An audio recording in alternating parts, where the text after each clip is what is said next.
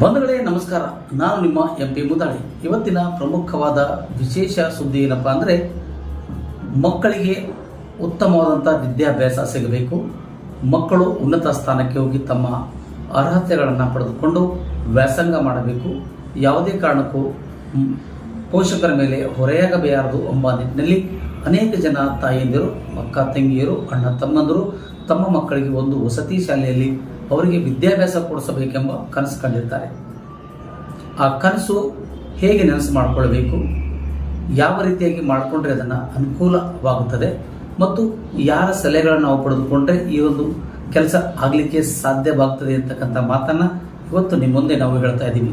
ಪೂರ್ತಿವರೆಗೂ ಈ ಸುದ್ದಿ ನೋಡಿ, ಯಾವುದೇ ಕಾರಣಕ್ಕೂ ಅರ್ಧಮರ್ಧ ನೋಡಬೇಡಿ, ಕಟ್ ಮಾಡಕ್ಕೆ ಹೋಗಬೇಡಿ. ಯಾಕಂದರೆ ನಿಮ್ಮ ಮಕ್ಕಳ ಭವಿಷ್ಯ ಇದರಲ್ಲಿ ಅಡಗಿದೆ. ಬಂಧುಗಳೇ, ಯಾಕೆ ವಿಷಯ ನಿಮ್ಮನ್ನು ಹೇಳ್ತಿದ್ದೀನಿ ಅಂದರೆ, ಕರ್ನಾಟಕ ರಾಜ್ಯ ಸರ್ಕಾರ ವಸತಿ ಶಿಕ್ಷಣ ಸಂಸ್ಥೆಗಳ ಸಂಘದ ವತಿಯಿಂದ ಸಮಾಜ ಕಲ್ಯಾಣ ಇಲಾಖೆಯ ಅಧೀನದಲ್ಲಿ ಬರುವಂತಹ ಮೊರಾರ್ಜಿ ದೇಸಾಯಿ ವಸತಿ ಶಾಲೆ ಆಗಿರ್ಬೋದು, ಕಿತ್ತೂರು ರಾಣಿ ಚೆನ್ನಮ್ಮ ವಸತಿ ಶಾಲೆ ಆಗಿರ್ಬೋದು ಮತ್ತು ಅಟಲ್ ಬಿಹಾರಿ ವಾಜಪೇಯಿ ಆಗಿರ್ಬೋದು, ಏಕಲವ್ಯ ಮತ್ತು ಡಾಕ್ಟರ್ ಬಾಬಾ ಸಾಹೇಬ್ ಅಂಬೇಡ್ಕರ್ ಅವರ ವಸತಿ ನಿಲಯ ಆಗಿರ್ಬೋದು ಅಥವಾ ಇಂದಿರಾ ಗಾಂಧಿ ವಸತಿ ನಿಲಯಗಳೇ ಆಗಿರ್ಬೋದು, ಈಗಾಗಲೇ ಅರ್ಜಿಗಳನ್ನು ಕರೆದಿದ್ದಾರೆ. ಹೇಗೆ ಇದನ್ನು ನಾವು ಅರ್ಜಿ ತುಂಬಬೇಕು, ಯಾವ ರೀತಿಯಾಗಿ ನಾವು ಅರ್ಜಿಗಳನ್ನು ತುಂಬಿದ್ರೆ ನಮ್ಮ ಮಗು ಆ ವಸತಿ ಶಾಲೆಗೆ ಸೇರ್ಪಡೆಯಾಗುತ್ತಾರೆ, ಬಹಳಷ್ಟು ಜನರ ಹತ್ರ ಒಂದಿಷ್ಟು ಗೊಂದಲ ಇದೆ. ಕನಿಷ್ಠ ಪಕ್ಷಕ್ಕಾದರೂ ಮತ್ತು ಸೌಜನ್ಯಕ್ಕಾದರೂ ನಾವು ಒಂದು ಮಾರ್ಗದರ್ಶನ ಮಾಡುವ ಮೂಲಕ ತಮ್ಮದೇ ಆದ ರೀತಿಯಲ್ಲಿ ಈ ಒಂದು ಅರ್ಜಿಗಳನ್ನು ಹೇಗೆ ತುಂಬಬೇಕು, ಉನ್ನತ ವಿದ್ಯಾಭ್ಯಾಸ ಹೇಗೆ ಮಾಡಿಕೊಳ್ಬೇಕು, ಮಕ್ಕಳಿಗೆ ಯಾವುದೇ ಒಂದು ಕೊರತೆ ಇಲ್ಲದ ಹಾಗೆ ಪೆನ್ ಆಗಿರ್ಬೋದು, ಕಾಪಿ ಆಗಿರ್ಬೋದು, ಪೇಸ್ಟ್ ಆಗಿರ್ಬೋದು, ಹಚ್ಕೊಳ್ಳೋಕ್ಕೆ ಬೆಡ್ಶೀಟ್ ಆಗಿರ್ಬೋದು, ಉಟ್ಕೊಳ್ಳೋಕ್ಕೆ ಬಟ್ಟೆ ಆಗಿರ್ಬೋದು, ಎಲ್ಲವೂ ಕೂಡ ಫ್ರೀ. ಈ ವಸತಿ ಶಾಲೆಗಳಲ್ಲಿ ಈಗಾಗಲೇ ಅರ್ಜಿಗಳನ್ನು ಕರೆದಿದ್ದಾರೆ. ಆ ಅರ್ಜಿಗಳನ್ನು ತುಂಬತಕ್ಕಂಥವರು ದಯವಿಟ್ಟು ಮಕ್ಕಳಿಗೆ ತಮ್ಮ ವಿದ್ಯಾಭ್ಯಾಸ ಕಡೆ ಗಮನ ಕೊಡಬೇಕು. ಯಾಕಂದರೆ ನಿಮಗೆ ನಾವು ತೋರಿಸ್ತಾ ಇದ್ದೀವಿ,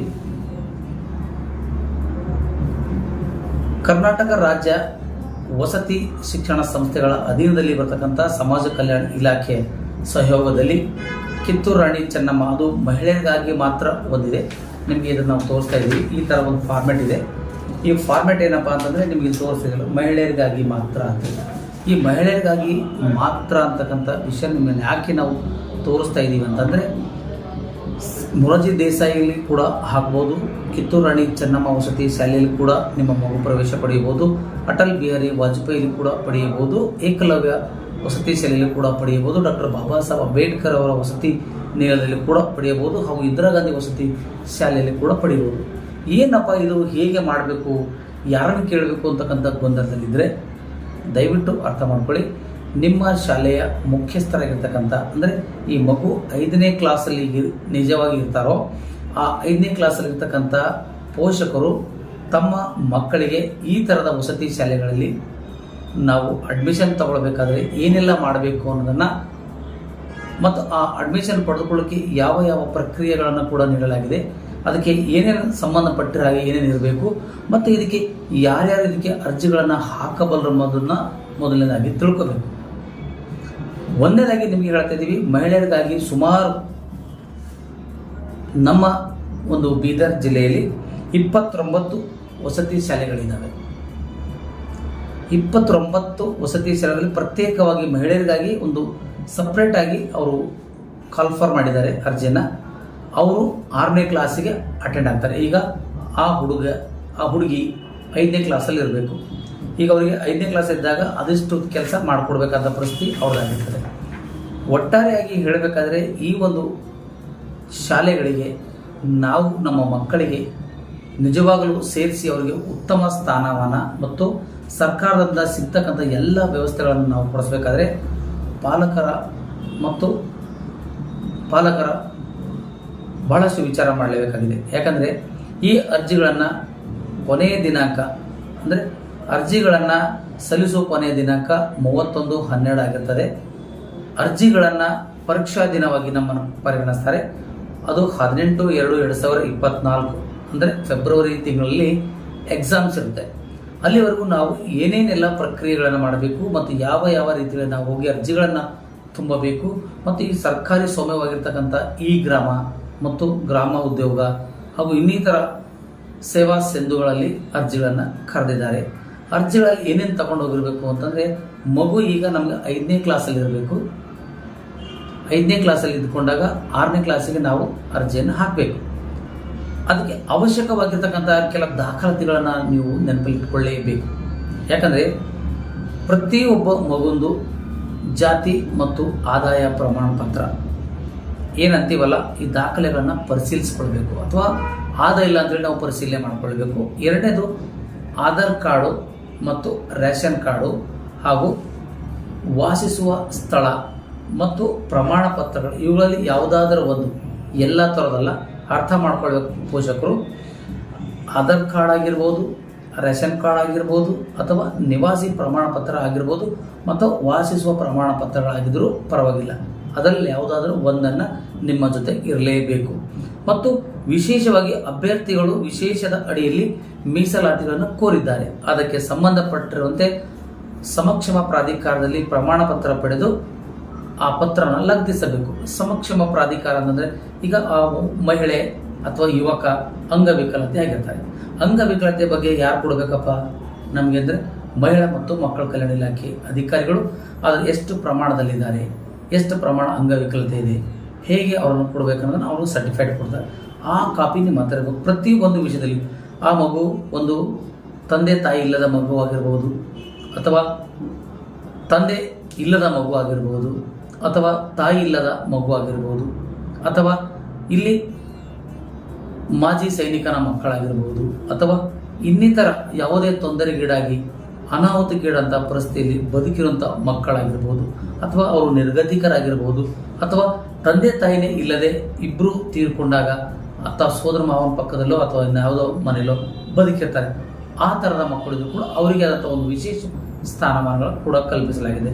ಒಟ್ಟಾರೆಯಾಗಿ ಈ ರೀತಿಯಾಗಿ ಇಲ್ಲಿ ನಾವು ಆಲೋಚನೆ ಮಾಡಿದಾಗ ಇಲ್ಲಿ ಈ ಥರದ ಕೆಟಗರಿ ವೈಸ್ ನಮಗೆ ಮಾಹಿತಿಗಳನ್ನು ಕೊಡ್ತಾರೆ. ಯಾಕೆ ಈ ಮಾಹಿತಿಗಳು ಕೊಟ್ಟಿದ್ದಾರೆ ಅಂದರೆ, ಆಯಾ ಕೆಟಗರಿ ಅಂದರೆ, ಈಗ ಕೆಟಗರಿ ಅಂದರೆ, ಈಗ ಅಂಗವಿಕಲತೆ ಇದ್ದರೆ ಅಂಗವಿಕಲತೆಯಲ್ಲಿ ಅಲ್ಲಿ ಸಮಕ್ಷಮ ಪ್ರಾಧಿಕಾರ ಅಂತಿರುತ್ತೆ ಜಿಲ್ಲಾ ಅಡ್ಮಿನಿಸ್ಟ್ರೇಟಲ್ಲಿ, ಅದರಿಂದ ಪ್ರಮಾಣ ಪತ್ರ ಪಡ್ಕೊಳ್ಬೇಕು. ಅಥವಾ ಈಗ ಯಾರೋ ಒಬ್ಬರು ಯಾವುದೋ ದೇಶದಲ್ಲಿ ಕೆಲಸ ಮಾಡೋಕ್ಕೆ ಹೋಗಿರ್ತಾರೆ, ಅವ್ರ ತಂದೆ ಅಲ್ಲಿ ಯಾವುದೋ ಒಂದು ಕಡೆ ದೇಶದಲ್ಲಿ ಯುದ್ಧ ಮಾಡಕ್ಕೆ ಹೋಗಿದ್ದಾರೆ, ಅಥವಾ ಸೈನಿಕ ಶಾಲೆಯಲ್ಲಿ ಸೇರ್ಕೊಂಡಿರ್ತಾರೆ.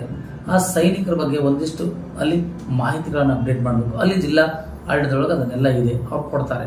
ಅದನ್ನು ತಂದು ಇಟ್ಕೊಂಡ್ರೆ ಸಾಕು. ಮೊದಲನೇದಾಗಿ ನಾವು ಹೇಳ್ತಾ ಇದ್ದೀವಿ, ಈ ಮೊರಾರ್ಜಿ ದೇಸಾಯಿ ವಸತಿ ಶಾಲೆ ಆಗಿರ್ಬೋದು, ಕಿತ್ತೂರು ರಾಣಿ ಚೆನ್ನಮ್ಮ ಆಗಿರ್ಬೋದು, ಅಟಲ್ ಬಿಹಾರಿ ವಾಜಪೇಯಿ ಆಗಿರ್ಬೋದು, ಮತ್ತು ಏಕಲವ್ಯ ಆಗಿರ್ಬೋದು, ಡಾಕ್ಟರ್ ಬಾಬಾ ಸಾಹೇಬ್ ಅಂಬೇಡ್ಕರ್ ಅವರ ವಸತಿ ನಿಲಯ ಆಗಿರ್ಬೋದು, ಇಂದಿರಾ ಗಾಂಧಿ ನಿಲಯಗಳಾಗಿರ್ಬೋದು, ಎಲ್ಲದಕ್ಕೂ ಕೂಡ ಪ್ರತಿಯೊಬ್ಬ ಮಕ್ಕಳಿಗೂ ಕೂಡ ಇಲ್ಲಿ ಫ್ರೀಯಾಗಿ ಸಿಗ್ತಕ್ಕಂಥ ವಿಶೇಷ ಏನಪ್ಪ ಅಂದರೆ, ಶೂಸ್ ಸಿಗುತ್ತೆ, ಬಟ್ಟೆ ಸಿಗುತ್ತೆ, ಊಟ ಸಿಗುತ್ತೆ, ಟಿಫನ್ ಸಿಗುತ್ತೆ, ಒಳ್ಳೆ ಒಳ್ಳೆ ಅವರಿಗೆ ಕ್ಲಾಸಸ್ಗಳು ಸಿಗುತ್ತೆ, ಪುಸ್ತಕಗಳು ಸಿಗುತ್ತೆ, ಒಳ್ಳೆ ವಿದ್ಯಾಭ್ಯಾಸಗಳು ದೊರೆಯುತ್ತೆ, ಅವರ ಬದಲಾವಣೆ ಆಗ್ತಾರೆ, ಉತ್ತಮ ರೀತಿಯಲ್ಲಿ ಶೈಕ್ಷಣಿಕವನ್ನು ಪಡೆದುಕೊಂಡು ಬೇರೆ ಬೇರೆ ಹುದ್ದೆಗಳಿಗೆ ಹೋಗ್ತಕ್ಕಂಥ ಎಲ್ಲ ಅರ್ಹತೆ ಕೂಡ ಇಲ್ಲಿ ಎಲ್ಲ ರಾಜ್ಯದ ಈ ಒಂದು ಸಮಾಜ ಕಲ್ಯಾಣ ಇಲಾಖೆ ಅಧೀನದಲ್ಲಿ ಇರತಕ್ಕಂಥ ಮೊರಾರ್ಜಿ ದೇಸಾಯಿ ಆಗಿರ್ಬೋದು, ಕಿತ್ತೂರು ರಾಣಿ ಚೆನ್ನಮ್ಮ ಆಗಿರ್ಬೋದು, ಅಟಲ್ ಬಿಹಾರಿ ವಾಜಪೇಯಿ ಎಲ್ಲ ಶಾಲೆಗಳಲ್ಲಿ ಇದ್ದಾವೆ.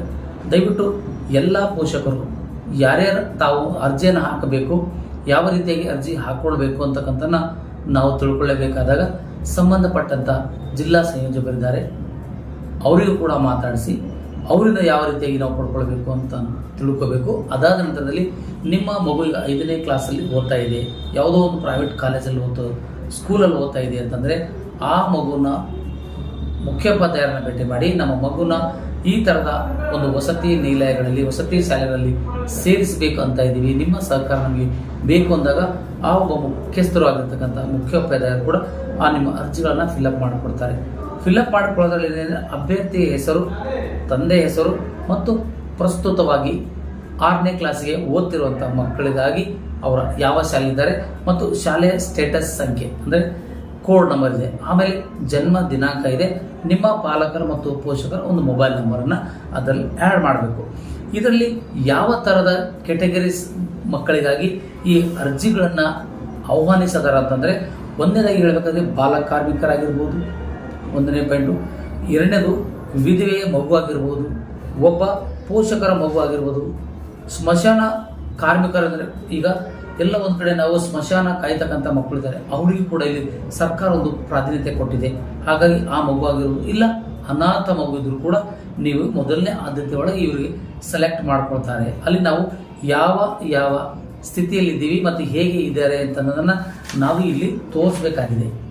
ಇಲ್ಲಿ ನಾವು ಟಿಕ್ ಮಾಡಬೇಕಷ್ಟೇ, ಯಾವ ಕೆಟಗರಿ ನಾವು ಇದ್ದೀವಿ ಅಂತ ನಾವು ತೋರಿಸ್ಬೇಕಾಗುತ್ತೆ. ಇನ್ನು ನಿಮಗೆ ಇನ್ನೊಂದಿಷ್ಟು ಮಾಹಿತಿ ಹೇಳಬೇಕಾದ್ರೆ, ಮಾಜಿ ಸೈನಿಕರ ಮಗ ಆಗಿರ್ಬೋದು, ಅಲೆಮಾರಿ ಜನಾಂಗದ ಮಗು ಆಗಿರ್ಬೋದು, ಅದು ಸೂಕ್ಷ್ಮ ಪ್ರಾಧಿಕಾರದವರು ಕೊಟ್ಟಿರ್ತಾರೆ, ಅತಿ ಸೂಕ್ಷ್ಮ ಮಗು ಎಂದು ಕೂಡ ಪರಿಗಣಿಸ್ತಾರೆ.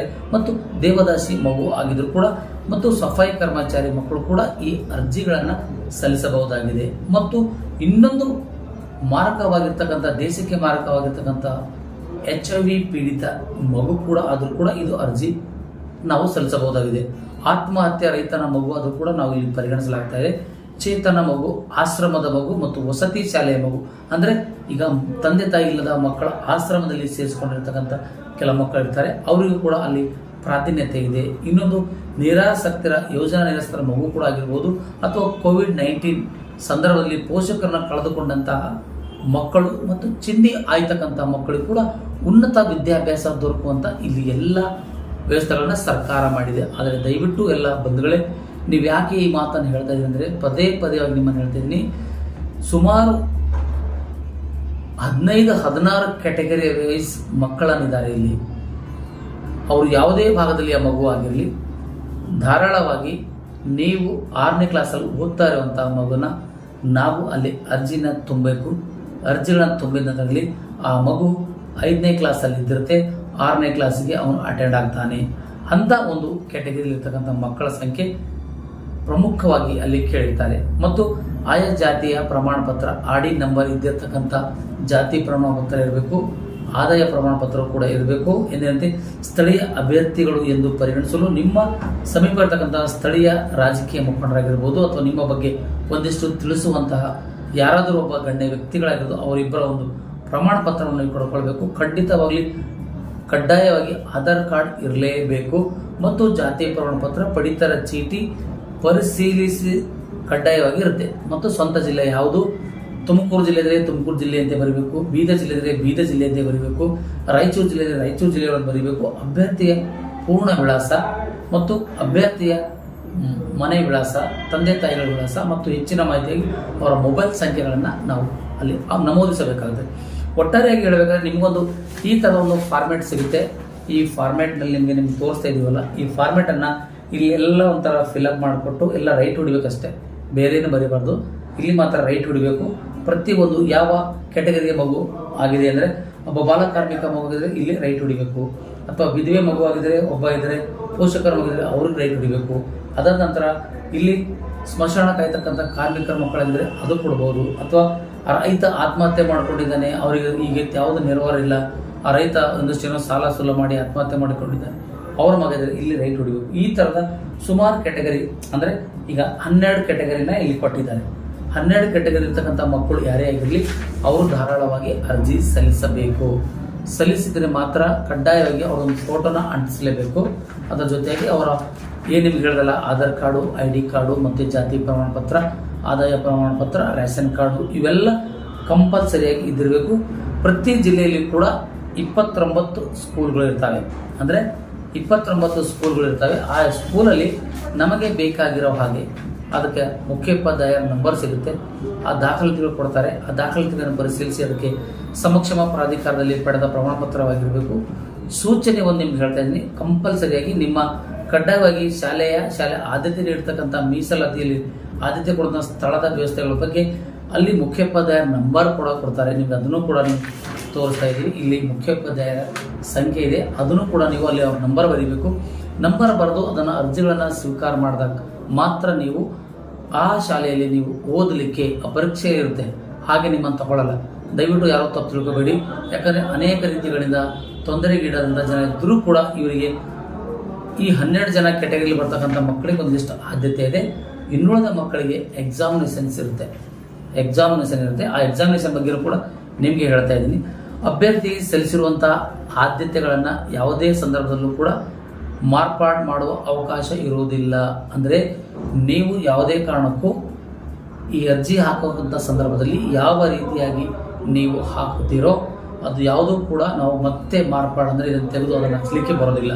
ಮೊದಲೇ ಖಂಡಿತ ಹೇಳ್ತಾ ಇದ್ದಾರೆ, ಏನಿದೆ ಅದನ್ನು ಎಕ್ಸಾಕ್ಟಾಗಿ ಬರೀಬೇಕು, ಅಲ್ಲಿ ಮಾಹಿತಿ ಕೂಡ ತಿಳಿಸಬೇಕು ಅಂತಕ್ಕಂಥ ಮಾತು ಸರ್ಕಾರ ಇಲಾಖೆಯಿಂದ ಆದೇಶ ಕೂಡ ಬಂದಿದೆ. ಬಂಧುಗಳೇ, ತಂದೆ ತಾಯಿ ಖುದ್ದಾಗಿ ಅರ್ಜಿಗಳನ್ನು ಸಲ್ಲಿಸಬಹುದು. ಅರ್ಜಿ ಸಲ್ಲಿಸಲು ಕೊನೆಯ ದಿನಾಂಕ 31/12/2023 ಆಗಿರ್ತದೆ. ಬಂಧುಗಳೇ, ನೀವು ಅರ್ಥ ಮಾಡ್ಕೊಳ್ಬೇಕು, ಈ ಒಂದು ಅರ್ಜಿ ಸಲ್ಲಿಸಲಿಕ್ಕೆ ಕೊನೆಯ ದಿನಾಂಕ 31 ಡಿಸೆಂಬರ್ ಇದೇ ತಿಂಗಳು 2023 ಆಗುತ್ತದೆ. ಈ 23ನೇ ವಯಸ್ಸಿನ ಡಿಸೆಂಬರ್ ತಿಂಗಳ ಕೊನೆಯ ವಾರ ತನಕ ಎಲ್ಲ ಭರ್ತಿಗಳನ್ನ ತುಂಬಬೇಕು. ತುಂಬಿದಾಗ ಮಾತ್ರ ಅವರನ್ನು ನಿಮಗೊಂದು ರಸೀದಿನ ಹರಿದು ಕೊಡ್ತಾರೆ. ಏನು ರಸೀದಿ ಕೊಡ್ತಾರೆ ಅಂದರೆ, ನಿಮ್ಗೊಂದು ಕೆಳಗೆ ಇರ್ತಕ್ಕಂಥ ರಸೀದಿಯನ್ನು ನಿಮಗೆ ಕೊಡ್ತಾರೆ. ಈ ರಸೀದಿಯಲ್ಲಿ ನೀವು ಯಾವ ಶಾಲೆಗಳಲ್ಲಿ ಸೇರಬೇಕಂತೀರೋ ಆ ಶಾಲೆ ಹೆಸರುಗಳು ಕೂಡ ಇದ್ದಾವೆ, ಅದರ ಕೋಡ್ ನಂಬರ್ ಸಮೇತ ಇದೆ, ಅದರ ಆದ್ಯತೆ ಕೂಡ ಇದೆ. ಇದನ್ನೆಲ್ಲ ನೀವು ಅರ್ಥ ಮಾಡ್ಕೊಳ್ಬೇಕು. ಅರ್ಥ ಆಗಲಿಲ್ಲ ಅಂದರೂ ಕೂಡ ಬೇರೆಯೊಬ್ಬರನ್ನ ಕೇಳಿ ಮಕ್ಕಳ ಭವಿಷ್ಯದ ಬಗ್ಗೆ ನಾವು ಆಲೋಚನೆ ಮಾಡಬೇಕಾಗಿದೆ. ಯಾಕೆ ಈ ಮಾತು ನಿಮ್ಮನ್ನು ಹೇಳ್ತಿದ್ದೇನೆ, ತಾವು ಆಯ್ಕೆ ಮಾಡಿಕೊಳ್ಳಲೇಬೇಕಂತ ಸಂದರ್ಭದಲ್ಲಿ ಈಗ ಏನಾಗುತ್ತೆ ಅಂದರೆ, ಒಬ್ಬ ಹೆಣ್ಣು ಮಗು ಇದ್ದಾಳೆ, ಅಲ್ಲಿ ಮಹಿಳಾ ಸ್ಕೂಲ್ಗಳಂದಿದ್ದಾವೆ. ಮಹಿಳಾ ಸ್ಕೂಲ್ಗೆ ಆದ್ಯತೆ ನಾವು ಕೊಡಬೇಕು. ಮಹಿಳಾ ಸ್ಕೂಲಿಗೆ ನಾವು ಆದ್ಯತೆ ಕೊಡಲಿಲ್ಲ, ಅಥವಾ ಇನ್ನೊಂದು ಯಾವುದೋ ನಾವು ಅಟಲ್ ಬಿಹಾರಿ ವಾಜಪೇಯಿ ಅಥವಾ ಮತ್ತಾವುದೋ ಏಕಲವ್ಯ ಸ್ಕೂಲ್ಗೆ ನಾವು ಹಾಕಿದೆ ಅಂದರೆ ಅಲ್ಲಿ ಸ್ವಲ್ಪ ನಮಗೆ ತೊಂದರೆ ಆಗುತ್ತೆ. ಅಲ್ಲಿ ನಂಬರ್ಗಳು ಇನ್ಕ್ರೀಸ್ ಆಗೋದಿಲ್ಲ. ಹಾಗಾಗಿ ಆ ಮಗು ಅಲ್ಲಿ ಸೆಲೆಕ್ಟ್ ಆಗಲಿಕ್ಕೆ ಸಾಧ್ಯವಾಗೋದಿಲ್ಲ. ಅದಕ್ಕಾಗಿ ನಾವು ಮಹಿಳೆಯರಾಗಿದ್ದರೆ ಕಿತ್ತೂರು ರಾಣಿ ಚೆನ್ನಮ್ಮನೆ ಅಂತ ಹಾಕಿರಬೇಕು. ಅದು ಪ್ರತ್ಯೇಕವಾಗಿರ್ತಕ್ಕಂಥ ಕಿತ್ತೂರು ರಾಣಿ ಚೆನ್ನಮ್ಮನೆ ಆ ಸ್ಕೂಲ್ಗಳಿದ್ದಾವೆ. ಅದಕ್ಕೆ ಬಂದಿರೋ ಹಾಗಂತೆ ಬಾಲಕಿಯರಿಗಾಗಿ ಮಾತ್ರ ಇಲ್ಲಿ ಅನೇಕ ಶಾಲೆಗಳನ್ನು ಕೊಟ್ಟಿದ್ದಾರೆ. ಮೊರಾರ್ಜಿ ದೇಸಾಯಿ ಇದೆ, ಅಟಲ್ ಬಿಹಾರಿ ವಾಜಪೇಯಿ ಇದೆ, ಎಲ್ಲ ಥರದ, ಅದು ಕೇವಲ ಬಾಲಕಿಯರಿಗೆ ಮಾತ್ರ ಅಲ್ಲಿ ಅವಕಾಶ ಕಲ್ಪಿಸಿಕೊಡಲಾಗಿದೆ. ಮೂರನೇದೇನಪ್ಪ ಅಂದರೆ, ಕೊನೆಯ ಎಕ್ಸಾಮ್ ದಿನಾಂಕ ಯಾವಾಗಿರುತ್ತೆ ಅಂತ ನೀವು ಕಾತುರದಲ್ಲಿರ್ಬೋದು. ಇಷ್ಟೆಲ್ಲ ಆಯಿತು, ಇಷ್ಟೆಲ್ಲ ತುಂಬಿದ್ದೀವಿ, ಈಗ ಎಕ್ಸಾಮ್ ಯಾವಾಗ ಅಂತಂದರೆ 18ನೇ ತಾರೀಕು ಫೆಬ್ರವರಿ ತಿಂಗಳು 2024ರಂದು ನಡೀತವೆ. ನಿಮಗೆ ಈ ಎಕ್ಸಾಮ್ಸ್ಗಳು ಯಾವಾಗಿದ್ದಾವೆ ಅಂತೇಳಿ ಸಮನ್ವಯ ಅಧಿಕಾರಿಗಳು ನಿಮಗೆ ಫೋನ್ ಮುಖಾಂತರ, ಹಾಲ್ ಟಿಕೆಟ್ ಮುಖಾಂತರ, ನಿಮ್ಮ ಮೊಬೈಲ್ಗೆ SMS ಬರೋ ಮುಖಾಂತರ, ಅಥವಾ ನಿಮ್ಮ ಶಾಲೆಯ ಮುಖ್ಯಸ್ಥರು ಯಾರಿದ್ದಾರೋ ಆ ಶಾಲೆ ಮುಖ್ಯಸ್ಥರಿಗೆ ಕೂಡ ಒಂದು ಮೊಬೈಲ್ ಮೆಸೇಜ್ ಹೋಗುವ ಮೂಲಕ ಕಳಿಸಿರ್ತಾರೆ. ಈ ಥರ ಆಗಿರೋದ್ರಿಂದ ಈ ಮೇಲೆ ಕಾಣಿಸಿರುವಂಥ ನೀಡುವಂಥ ಅಭ್ಯರ್ಥಿಗಳು ವಿವರಗಳು ಹಾಗೂ ಶಾಲಾ ಆದ್ಯತೆಗಳನ್ನು ವಿವರ ಸರಿಯಾಗಿ ಪ್ರಯಾಣಿಕರು ಮತ್ತು ಪ್ರಮಾಣೀಕರಿಸಬೇಕು ಎಂತಕ್ಕಂಥ ಮಾತು ಕೂಡ ಅಲ್ಲಿ ಕೊಟ್ಟಿದ್ದಾರೆ. ಒಟ್ಟಾರೆಯಾಗಿ ಹೇಳಬೇಕಾದ್ರೆ, ನಮ್ಮ ಬೀದರ್ ಜಿಲ್ಲೆಯಲ್ಲಿ ಮಹಿಳೆಯರಿಗಾಗಿ ಸುಮಾರು 29 ಸ್ಕೂಲ್ಗಳಿದ್ದಾವೆ. 29 ಶಾಲೆ ವಸತಿ ಶಾಲೆಗಳು ಕೂಡ ಅರ್ಜಿ ಹಾಕಬಹುದು. ಅದರಂತೆ ಪುರುಷರಿಗಾಗಿ ಕೂಡ ಅಲ್ಲಿ 19 ಶಾಲೆಗಳಿದ್ದಾವೆ. ದಯವಿಟ್ಟು ಅರ್ಥ ಮಾಡ್ಕೊಳ್ಬೇಕು. ಪುರುಷರಿಗಾಗಿ ಕೇವಲ 18 ಸ್ಕೂಲ್ಗಳಲ್ಲಿ ಮಾತ್ರ ಇದ್ದಾವೆ. ಅದರೊಳಗೆ ಮೊರಾರ್ಜಿ ದೇಸಾಯಿ ರೆಸಿಡೆನ್ಷಿಯಲ್ ಸ್ಕೂಲ್ ಇರುತ್ತೆ, ಅಲ್ಲಿ SC ಇರುತ್ತೆ, OBC ಇರುತ್ತೆ, ST ಇರುತ್ತೆ, ST ಇರುತ್ತೆ, ಮತ್ತು SC ಇರುತ್ತೆ, OBC ಇರುತ್ತೆ. ಈ ಥರದೆಲ್ಲ ಕ್ಯಾಟಗರಿ ವೈಸನ್ನು ಅಲ್ಲಿ ಸ್ಕೂಲ್ಗಳು ಮಾಡಿದ್ದಾರೆ. ಕೇವಲ ಪುರುಷರಿಗಾಗಿ ಮಾತ್ರ 18 ಅಥವಾ 19 ಶಾಲೆಗಳನ್ನು ನಮ್ಮ ಜಿಲ್ಲೆ ಬೀದರ್ನಲ್ಲಿ ಆಯ್ಕೆ ಮಾಡಲಾಗಿದೆ ಅಂತಕ್ಕಂಥ ಮಾತು ಕೂಡ ಹೇಳ್ತಾ ಇದ್ದೀವಿ. ಒಟ್ಟಾರೆಯಾಗಿ ಪೋಷಕರು ಯಾವುದೇ ಕಾರಣಕ್ಕೂ ಇದೆಲ್ಲ ಸರಿ ಇದೆಯೋ ಅಥವಾ ಇಲ್ಲ ಅಂತಕ್ಕಂಥ ಇಲ್ಲೊಂದು ಅವರು ಸಹಿ ಇದೆ. ಪೋಷಕರು ಸಹಿ ಮಾಡಬೇಕು. ನಮ್ಮ ಮಗಳು ಅಥವಾ ನನ್ನ ಮಗ, ನನ್ನ ವಿದ್ಯಾಭ್ಯಾಸ, ನಮ್ಮ ಮಗನಿಗಾಗಿ ಈ ಥರ ಮಾಡ್ತಾ ಇದ್ದೀವಿ, ಅದಕ್ಕೆ ಈ ಥರ ಮಾಡಿದರೆ ಒಂದಿಷ್ಟು ಸಹಕಾರಿ ಆಗುತ್ತದೆ ಎಂಬ ನಿಟ್ಟಿನಲ್ಲಿ ಇವತ್ತು ಈ ಒಂದು ವಿಶೇಷ ಕಾರ್ಯಕ್ರಮವನ್ನು ನಿಮ್ಮ ಮುಂದೆ ನಾವು ಹೊತ್ತು ತಂದಿದ್ದೀವಿ. ದಯವಿಟ್ಟು ಯಾರೆಲ್ಲ ನಮ್ಮ ಸುದ್ದಿಗಳನ್ನು ಸಬ್ಸ್ಕ್ರೈಬ್ ಮಾಡ್ಕೊಳ್ತಾ ಇದ್ದೀರೋ ಅಥವಾ ಲೈಕ್ ಮಾಡ್ತಾ ಇದ್ದೀರೋ, ಮತ್ತು ನೀವು ನಿಮ್ಮ ಜೊತೆಯಲ್ಲಿರ್ತಕ್ಕಂಥ ನಿಮ್ಮ ಆತ್ಮೀಯ ಒಡನಾಡಿಗಳಿಗೆ ಮತ್ತು ಬಂಧು ಮಿತ್ರರಿಗೆ ಇದರ ಸಂಪೂರ್ಣವಾದ ಮಾಹಿತಿಗಳನ್ನು ಹೇಗೆ ಸಲ್ಲಿಸಬೇಕು ಅನ್ನೋದನ್ನು ಕನಿಷ್ಠ ಪಕ್ಷಕರು ಫಾರ್ವರ್ಡ್ ಮಾಡಿ ಅವರು ಕೂಡ ಒಂದಿಷ್ಟು ನಮ್ಮ ಸುದ್ದಿವಾಹಿನಿಗೆ ಸಬ್ಸ್ಕ್ರೈಬ್ ಮಾಡಿಕೊಳ್ಳಲಿ. ಮತ್ತು ಅದಕ್ಕೊಂದು ವಿಶೇಷವಾದಂಥ ಯಾವ ರೀತಿಯಾಗಿ ಶಾಲೆಗಳಿಗೆ ನಾವು ಅರ್ಜಿಗಳನ್ನು ಹಾಕಿದ್ದಾರೆ, ಯಾವ ರೀತಿಯಾಗಿ ನಾವು ಅದನ್ನು ಸೇರ್ಪಡೆಯಾಗಬೇಕು, ಮಕ್ಕಳಿಗೆ ನಾವು ಯಾವ ರೀತಿಯಿಂದ ನಾವು ಅಲ್ಲಿ ಕಲ್ಪಿಸಿಕೊಡಬೇಕಾಗಿದೆ ಅಂತಕ್ಕಂಥ ಮಾತನ್ನು ನಿಮ್ಮ ಮುಂದೆ ಹೇಳ್ತಾ ಇದ್ದೀವಿ. ದಯವಿಟ್ಟು ಯಾರೇ ಪೋಷಕರಾಗಿರಲಿ ಅಥವಾ ಪಾಲಕರಾಗಿರಲಿ, ಸುಮಾರು 12 ಕ್ಯಾಟಗರಿ ಮಕ್ಕಳಿಗೆ ಮೊದಲನೇ ಆದ್ಯತೆ ಕೊಡಲಾಗುತ್ತೆ. ಅದು ಮಹಿಳಾ ಆಗಿರ್ಬೋದು ಅಥವಾ ಪುರುಷರಾಗಿರ್ಬೋದು. ನನ್ನ ಮಗನಿಗೆ ಹತ್ತೋದಿಲ್ಲ ಅಥವಾ ನನ್ನ ಮಗಳಿಗೆ ಹತ್ತೋದಿಲ್ವಾ ಅಂತಕ್ಕಂಥ ಯಾರು ಕೂಡ ಸಂಕೋಚ ಪಡಬಾರ್ದು. ಎಲ್ಲ ಮಕ್ಕಳಿಗೂ ಕೂಡ ಹತ್ತುತ್ತೆ. ಎಲ್ಲ ಮಕ್ಕಳು ಕೂಡ ಅಲ್ಲಿ ವಸತಿ ಶಾಲೆಗೆ ಪ್ರವೇಶಗಳನ್ನು ಪಡೆದುಕೊಳ್ತಾರೆ. ಇಷ್ಟೇ ತಮ್ಮ ಮಕ್ಕಳು ವಿದ್ಯಾಭ್ಯಾಸದ ಜೊತೆಯಾಗಿ ಉತ್ತಮ ಭವಿಷ್ಯಗಳನ್ನು ನಿರ್ಮಾಣ ಮಾಡಿಕೊಳ್ಳುವ ಮೂಲಕದಲ್ಲಿ ಈ ಒಂದು ವಸತಿ ಶಾಲೆಗಳಿಗೆ ತಮ್ಮ ಮಕ್ಕಳಿಗೆ ತಾವು ಅಲ್ಲಿ ಹಾಕುವ ಮೂಲಕ, ಮಕ್ಕಳನ್ನು ಅಲ್ಲಿ ಕಳಿಸೋ ಮೂಲಕ ಶಾಲೆಗಳನ್ನ ಉಳಿಸಬೇಕಾಗಿದೆ. ಶಾಲೆ ಇರ್ತಕ್ಕಂಥ ಮಕ್ಕಳನ್ನು ಪೋಷಣೆ ಪಾಲನೆ ಮಾಡ್ತಕ್ಕಂಥ ಜವಾಬ್ದಾರಿ ಆ ಮುಖ್ಯ ಉಪಾಧ್ಯಾಯರಾಗಿರ್ತದೆ. ನಾವು ಕೇವಲ ಒಂದು ಮಗು ಹೆತ್ತೋದಲ್ಲ, ನಾವು ಹೆತ್ತಿದ್ದೀವಿ ಅಂದರೆ ಕನಿಷ್ಠ ಪಕ್ಷಕ್ಕಾದರೂ ಒಂದು ಕನಸಿರುತ್ತೆ. ನನ್ನ ಮಗಳು ಉತ್ತಮ ಸ್ಥಾನಕ್ಕೆ ಹೋಗಬೇಕು, ನನ್ನ ಮಗ ಉತ್ತಮ ರ್ಯಾಂಕಲ್ಲಿ ಬರಬೇಕು, ನನ್ನ ಮಗನಿಗೆ ಒಳ್ಳೆ ಥರ ವಿದ್ಯಾಭ್ಯಾಸಗಳು ಸಿಗಬೇಕು. ಕೆಲವೊಂದು ಇಂಗ್ಲೀಷ್ ಮೀಡಿಯಂ ಸ್ಕೂಲಿಗೆ ನಮ್ಮನ್ನು ಮಾಡಲಿಕ್ಕಾಗಲ್ಲ, ಕೆಲವೊಂದು ಇಂಗ್ಲೀಷ್ ಮೀಡಿಯಂ ಸ್ಕೂಲ್ ನಮ್ಗೆ ಸಿಗೋದಿಲ್ಲ, ನಾವು ಬರೀ ಸರ್ಕಾರಿ ಶಾಲೆಗೆ ಓದ್ತೀವಿ ಅಂತಕ್ಕಂಥವ್ರಿಗೆ ಕೂಡ ಇವತ್ತು ಸರ್ಕಾರ ಅವಕಾಶ ಕೊಟ್ಟಿದೆ. ದಯವಿಟ್ಟು ನಿಮ್ಮ ಮಕ್ಕಳಿಗೆ ಟ್ಯಾಲೆಂಟ್ ಇದ್ದರೆ ದಯವಿಟ್ಟು ನೀವು ಈ ಪರೀಕ್ಷೆಯಲ್ಲಿ ನೀವು ಕುಂದಿರಿಸ್ರಿ. ಆ ಮಕ್ಕಳಿಗೆ ಪ್ರವೇಶ ಪರೀಕ್ಷೆ ಇರುತ್ತೆ. ಪ್ರವೇಶ ಪರೀಕ್ಷೆಯಲ್ಲಿ ಕನಿಷ್ಠ ಇಂತಿಷ್ಟು ಪರೀಕ್ಷೆಗಳನ್ನು ಪಡೆದುಕೊಳ್ಳಬೇಕಂತಕ್ಕಂಥ ಒಂದಿಷ್ಟು ಇದು ಇರುತ್ತೆ, ಮಾರ್ಕ್ಸ್ ಇರುತ್ತೆ. ಆ ಮಾರ್ಕ್ಸ್ಗಳು ಪಡೆದುಕೊಂಡ್ರೆ ಆ ಮಗು ಮಗಳು ಆಟೋಮೆಟಿಕ್ ಆಗಿ ಅಲ್ಲಿ ವಸತಿ ಶಾಲೆಗೆ ಸೆಲೆಕ್ಟ್ ಆಗ್ತಾಳೆ. ಅವಳಿಗೆ ಉತ್ತಮ ಭವಿಷ್ಯ ಇರುತ್ತೆ. ನಿಮ್ಮ ಹುಡುಗನಿಗೆ ಉತ್ತಮವಾದ ಭವಿಷ್ಯ ನಿರ್ಮಾಣವಾಗುತ್ತೆ. ಅವನು ಮುಂದೆ ಒಂದಿಷ್ಟು IAS, IPS, ಡಾಕ್ಟರು, ಇಂಜಿನಿಯರ್ಗಳು ಕೂಡ ಸಾಕಷ್ಟು ಜನ ಹೋಗ್ತಾಯಿದ್ದಾರೆ. ಆ ಕನಸು ಕೂಡ ಇವತ್ತು ನನಸು ಮಾಡಿಕೊಳ್ಳಲಿಕ್ಕೆ ಸರ್ಕಾರ ಉನ್ನತ ರೀತಿಯಲ್ಲಿ ಬಡತನದಿಂದ ಕೆಳಗಿದ್ದಂಥವ್ರಿಗೆ ಮತ್ತು ಬಡತನ ಇರ್ತಕ್ಕಂಥ ಮಕ್ಕಳಿಗೂ ಮತ್ತು BPL ಕಾರ್ಡ್ ಹೊಂದಿರತಕ್ಕಂಥ ಎಲ್ಲ ಮಕ್ಕಳಿಗೂ ಕೂಡ ಈ ಒಂದು ವಿದ್ಯಾಭ್ಯಾಸಕ್ಕಾಗಿ ಫ್ರೀಯಾಗಿ ನಮಗೆ ಕೊಟ್ಟಿದ್ದಾರೆ. ಅದರ ಉಪಯೋಗಗಳನ್ನು ನಾವು ಪಡೆದುಕೊಳ್ಳಬೇಕು. ಹಾಗಾಗಿ ಯಾರ್ಯಾರೆಲ್ಲ ನಮ್ಮ ಸುದ್ದಿವಾಹಿನಿ ನೋಡ್ತಾ ಇದ್ರು ದಯವಿಟ್ಟು ನಿಮ್ಮ ಆದ್ಮೇಲೆಗೆ ನಿಮ್ಮ ಸಂಬಂಧಿಕರಿಗೆ ಅಥವಾ ನಿಮ್ಮ ಎಲ್ಲಿ ಮಕ್ಕಳಿದ್ದಾರೋ ಅವರಿಗೆ ಒಂದಿಷ್ಟು ಇದರ ಬಗ್ಗೆ ಮಾಹಿತಿಗಳನ್ನು ಕೊಡಬೇಕನ್ನೋ ಮೂಲಕ ನಾನು ಮತ್ತೆ ಮನವಿ ಮಾಡ್ಕೊಳ್ತಾ ಇದ್ದೀನಿ. ಯಾರು ಕೂಡ ಮತ್ತೊಂದು ಸಾರಿ ಕೊನೆಯಲ್ಲಿ ಹೇಳ್ತಾ ಇದ್ದೀನಿ, ಅರ್ಜಿಗಳನ್ನು ಸಲ್ಲಿಸುವ ದಿನಾಂಕ 31 ಡಿಸೆಂಬರ್ 2023 ಆಗಿರ್ತದೆ. ಮತ್ತೊಂದು ಸಾರಿ ಹೇಳ್ತೀನಿ, ಅರ್ಜಿ ಸಲ್ಲಿಸುವಂಥ ದಿನಾಂಕ ಡಿಸೆಂಬರ್ 31, 2023 ಆಗಿರ್ತದೆ. ಪರೀಕ್ಷೆ ನಡೆಸತಕ್ಕಂಥ ಸ್ಥಳಗಳು ಅದು ನಮ್ಮ ಆಯಾ ಜಿಲ್ಲೆಗಳಲ್ಲಿ ನಡೆಯುತ್ತವೆ. ಅದು ಪರೀಕ್ಷೆ ನಡೀತಕ್ಕಂಥ ಸ್ಥಳ ಜಿಲ್ಲೆ ಅದನ್ನು ನಿಮಗೆ ಅಲ್ಲಿರ್ತಕ್ಕಂಥ ಸಂಯೋಜಕರು ನಿಮಗೆ ತಿಳಿಸ್ತಾರೆ. ಪರೀಕ್ಷೆ ನಡೆಸುವಂಥ ಸ್ಥಳಗಳು 18 ಫೆಬ್ರವರಿ 2024. ಪರೀಕ್ಷೆ ಯಾವ ಡೇಟಲ್ಲಿ ಇರುತ್ತೆ ಅಂತ ಗೊಂದಲ ಇರಬೇಡಿ. ಪರೀಕ್ಷೆ ನಡೆಸುವಂತಹ ದಿನಾಂಕ 18ನೇ ತಾರೀಕು 2ನೇ ತಿಂಗಳು 2024ರಲ್ಲಿ, ಜನವರಿ ಫೆಬ್ರವರಿ ಅಂತ ಹೇಳ್ತೀವಲ್ಲ, 2024 ಮುಂದಿನ ವರ್ಷ ಫೆಬ್ರವರಿ ಇರುತ್ತೆ. ದಯವಿಟ್ಟು ಯಾರು ಕೂಡ ಆತಂಕ ಪಡಬೇಡಿ. ಅವಸರದಿಂದ ನಮ್ಮ ಅರ್ಜಿಗಳನ್ನು ಹಾಕಬೇಡಿ.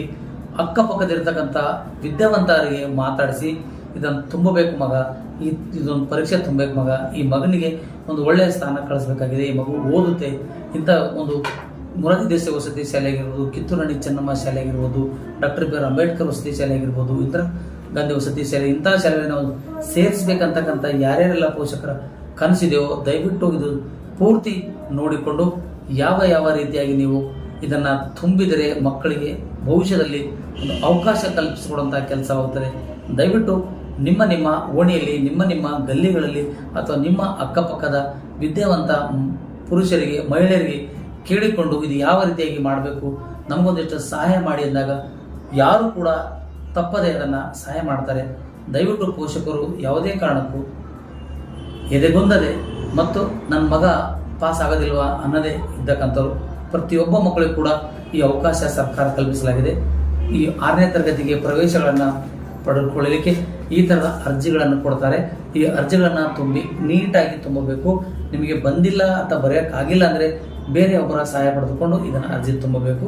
ದಯವಿಟ್ಟು ಮಕ್ಕಳಿಗೆ ಒಬ್ಬ ಉತ್ತಮ ವಿದ್ಯಾಭ್ಯಾಸ ಕೊಡೋ ನಿಟ್ಟಿನಲ್ಲಿ ನಾವು ಕೂಡ ಸಫಲರಾಗಬೇಕು ಅನ್ನೋದನ್ನೇ ಏಕೈಕ ನಮ್ಮ ಉದ್ದೇಶವಾಗಿರ್ತದೆ. ದಯವಿಟ್ಟು ಈ ಸುದ್ದಿ ನಿಮಗೆ ಇಷ್ಟವಾದರೆ ಲೈಕ್ ಮಾಡಿ, ಶೇರ್ ಮಾಡಿ, ಕಮೆಂಟ್ಸ್ ಮಾಡಿ ಮತ್ತು ನಿಮ್ಮ ಸುದ್ದಿಯ ವಿವರ ಬಗ್ಗೆ ಅನಿಸಿಕೆ, ಅಭಿಪ್ರಾಯಗಳಿದ್ದರೆ ಈ ಒಂದು ನಮ್ಮ ವಾಟ್ಸಪ್ ನಂಬರ್ಗೆ ಮಾಹಿತಿ ತಿಳಿಸಬೇಕಾಗಿ ಮನವಿ ಮಾಡ್ಕೊಳ್ತೀವಿ. ಮತ್ತು ಮುಂದಿನ ಸುದ್ದಿಗಾಗಿ ಮುಂದಿನ ವಾರ ವಿಶೇಷ ಒಂದು ಕಾರ್ಯಕ್ರಮ ನಿಮ್ಮ ಮುಂದೆ ತರ್ತೀನಿ. ಅಲ್ಲಿವರೆಗೂ ನಮಸ್ಕಾರ, ಧನ್ಯವಾದಗಳು.